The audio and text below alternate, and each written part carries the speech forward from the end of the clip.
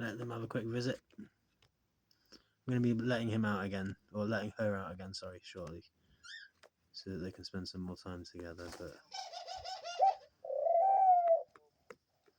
I still want them both out to be out individually on their own a little bit, so I'm not spending the entire day chasing after both of them.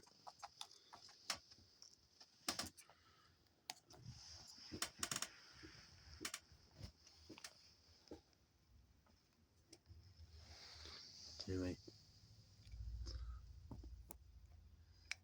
You okay, Keeley? I think she's a bit upset that he's not in there with her.